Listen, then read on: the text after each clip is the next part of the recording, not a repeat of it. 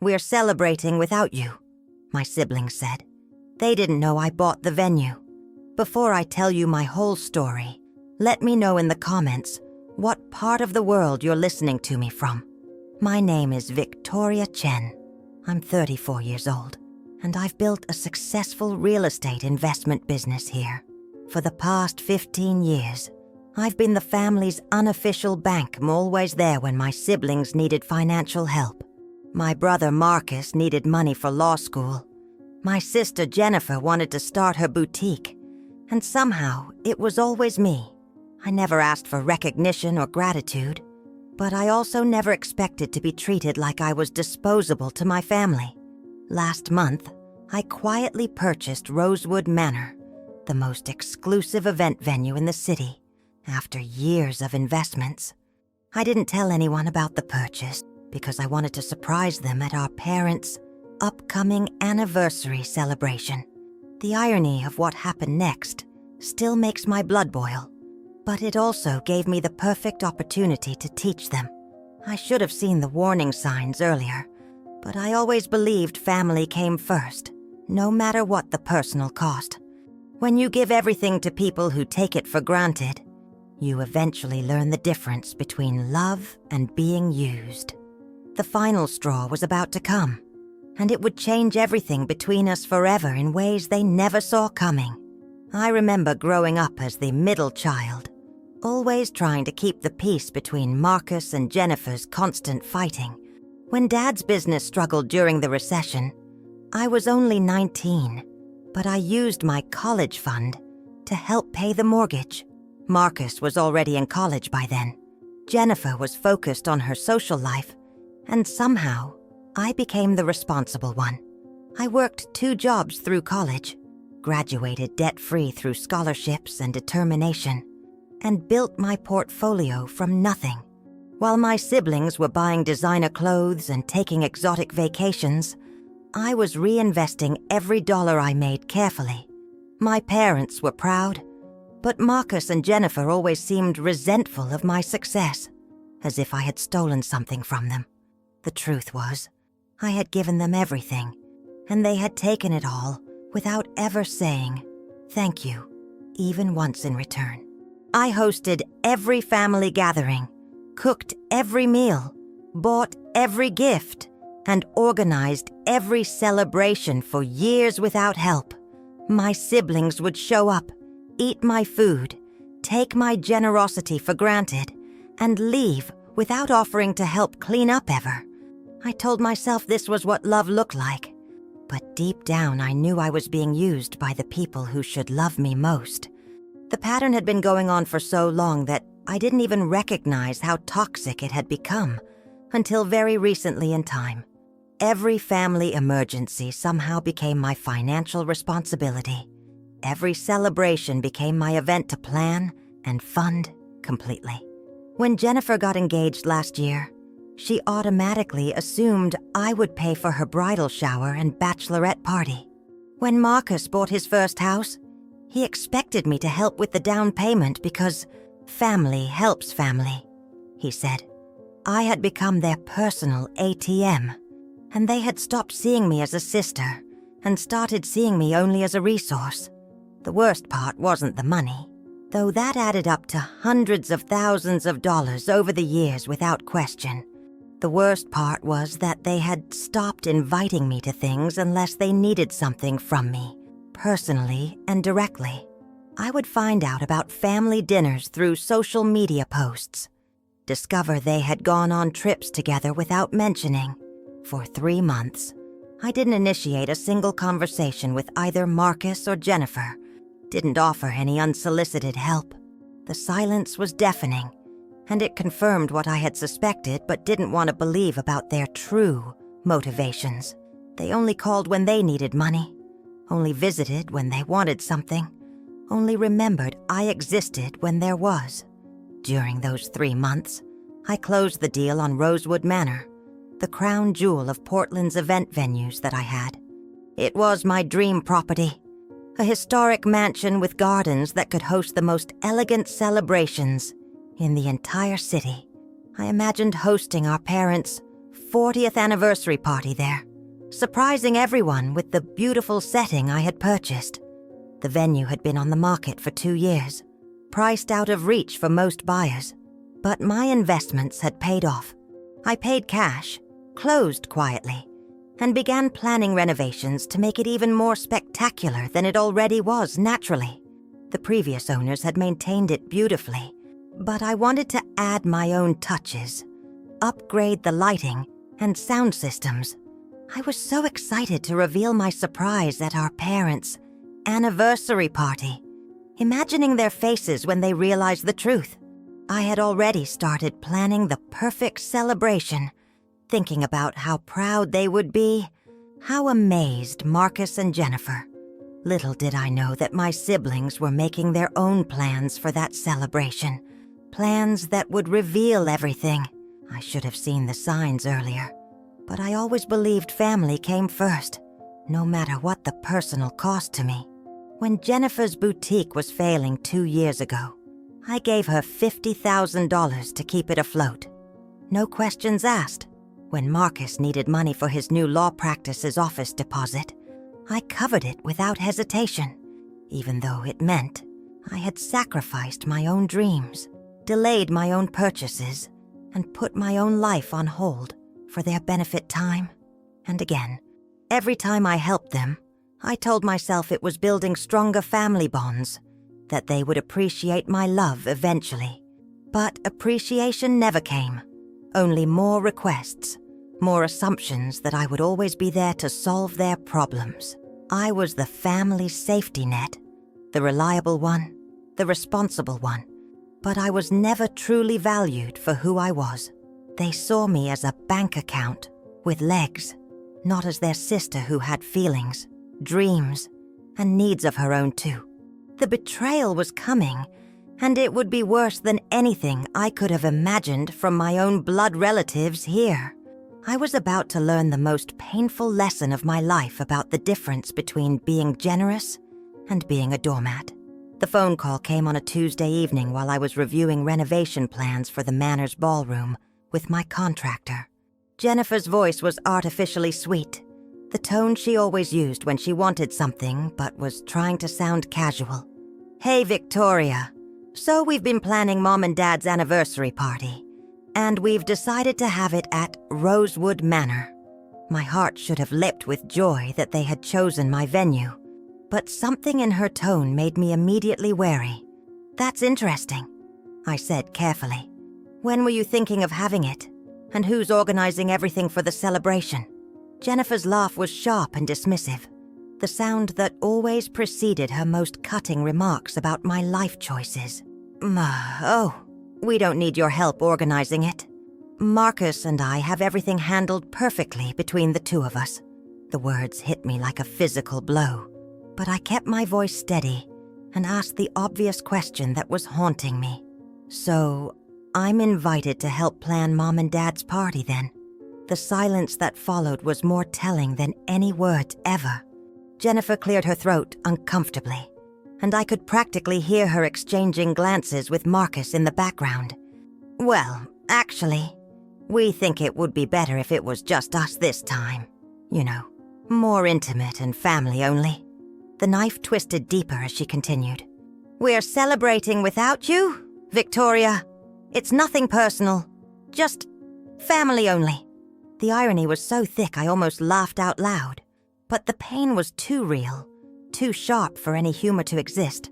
"Just family only," I repeated slowly, letting the words sink in, letting the full weight of their betrayal settle completely. Here they were, planning to use my venue, my property, my investment, while deliberately excluding me from our parents' celebration. They had no idea they were asking to rent my own building to celebrate, without me in attendance at all whatsoever. I hung up the phone without another word, my hands shaking with a mixture of rage and something that felt like relief. For the first time in years, I could see my siblings exactly as they truly were, not through the lens of hope. They weren't family to me anymore. They were entitled strangers who had been taking advantage of my love and generosity. The sweet taste of poetic justice was about to become the most satisfying revenge I had ever experienced in my entire life. I called my venue manager immediately and asked her to pull up any recent booking inquiries for anniversary parties happening. Sure enough, there it was, a booking request from Marcus Chen for our parents. Anniversary celebration at Rosewood Manor exactly.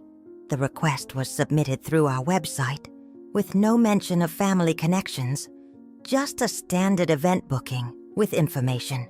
I stared at the booking form on my computer screen, reading Marcus's credit card information and event details he had submitted.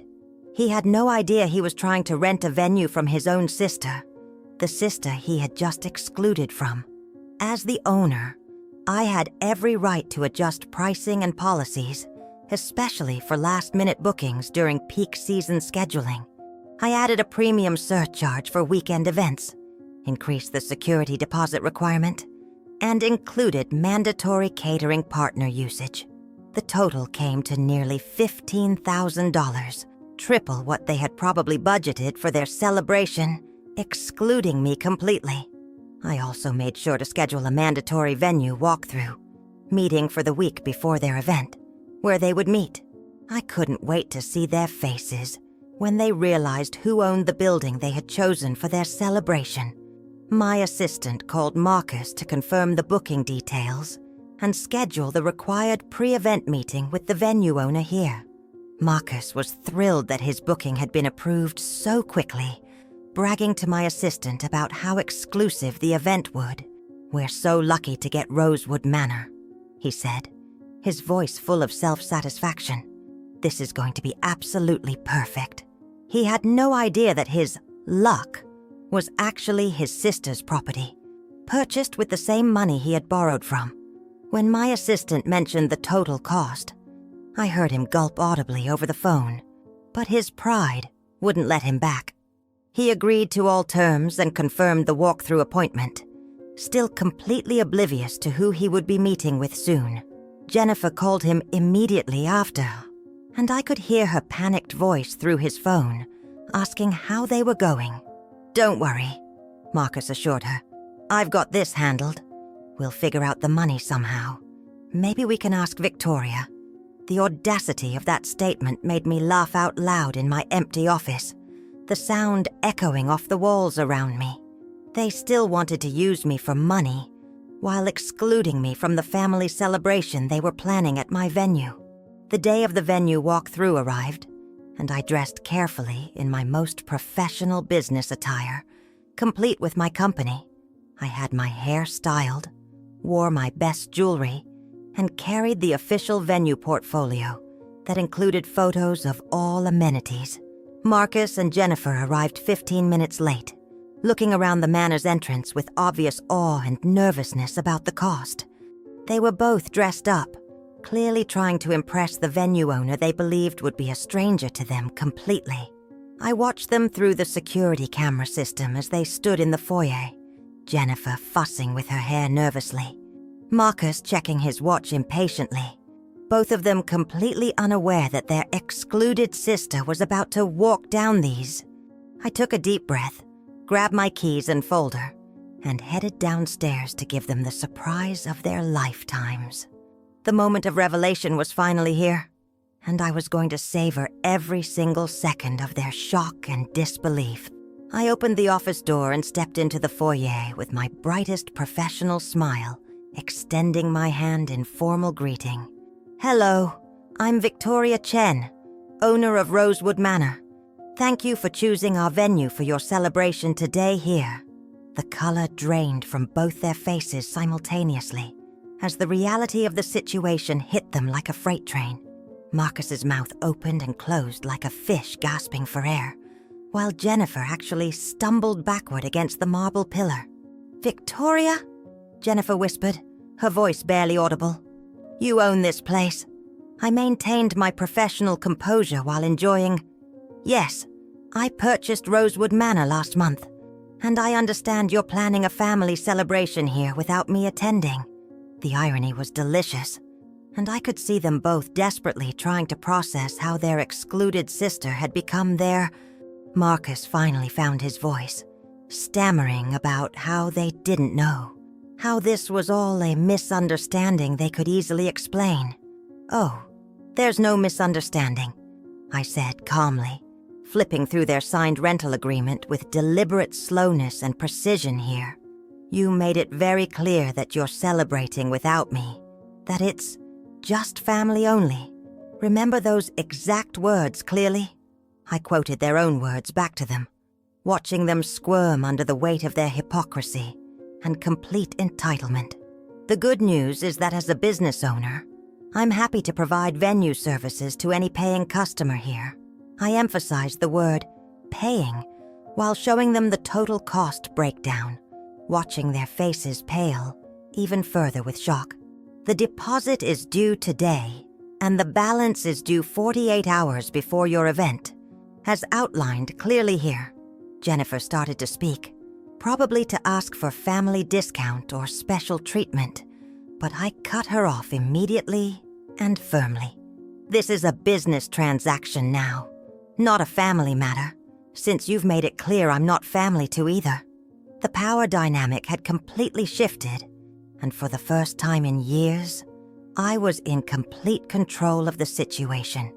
They left that day in stunned silence, having paid the deposit with Marcus's credit card while avoiding all eye contact completely. I heard through my parents that the party was eventually canceled, with Marcus and Jennifer claiming there were venue complications. My parents were disappointed, but I stepped in to plan a beautiful, intimate celebration for just the four of us instead. It was the most genuine family gathering we'd had in years, without the toxic dynamics my siblings brought to everything. Marcus and Jennifer both reached out separately over the following weeks, trying to apologize and rebuild bridges they had burned. But I had learned something valuable about boundaries, self-respect, and the difference between being loving and being a doormat. I kept my real estate business, including Rosewood Manor, and continued building my independence and financial freedom without their manipulation. The venue became incredibly successful, hosting beautiful celebrations for families who actually valued and respected each other genuinely. Every event I hosted reminded me of what healthy family dynamics looked like, and what I had been missing in. Marcus eventually came to me with a genuine apology, admitting that they had taken my generosity for granted for years. Jennifer took longer to come around, but she eventually acknowledged that their behavior had been selfish and hurtful to me. We slowly rebuilt our relationship on new terms, with clear boundaries about money, respect, and mutual consideration for everyone. I learned that sometimes you have to lose people to find yourself, and that real family supports rather than exploits. The most important lesson was that love without respect isn't love at all. It's just convenient for the people taking. My parents were proud of how I handled the situation with grace and dignity, setting an example for healthy boundaries. Today, Rosewood Manor hosts dozens of celebrations every year, and I've built a team of incredible people who respect my leadership. Marcus and Jennifer have both learned to appreciate the relationship we have now, built on mutual respect rather than financial dependence. They invite me to things because they want my company, not because they need my money or organizational skills exclusively. I still help family when they need it, but now it's a choice I make freely, not an obligation I feel. The business has grown beyond my wildest dreams, and I've been able to help other women start their own ventures. I speak at conferences about entrepreneurship and family boundaries, sharing my story to help others recognize their own worth. The venue where my siblings tried to exclude me became the foundation of my independence and self-respect in this life. Sometimes the best thing that can happen to you is being forced to see people as they really are clearly. It gives you the opportunity to decide if that's who you want in your life, and on what terms exactly. When people show you who they are, believe them the first time, but also know that you have the power. Looking back, I'm grateful for that phone call from Jennifer, even though it hurt more than I thought possible. It forced me to stop being a victim of other people's selfishness and start being the architect of my own. I learned that being excluded from the wrong table is actually an invitation to build your own table with better people. My siblings taught me an invaluable lesson about self-worth, even though that wasn't their intention at the time clearly. Today, I'm surrounded by people who value me for who I am, not for what I can give them financially. I've found my voice, set my boundaries, and built a life that reflects my values rather than other people's expectations. The relationship with my siblings is healthier now because it's based on choice and respect rather than obligation and guilt. I hope my story reminds you that you deserve to be valued, respected, and included by the people who claim. Sometimes the best gift you can give yourself is the clarity to see people as they really are clearly. If this story resonates with you, you're not alone in learning that family isn't always about blood, but about respect.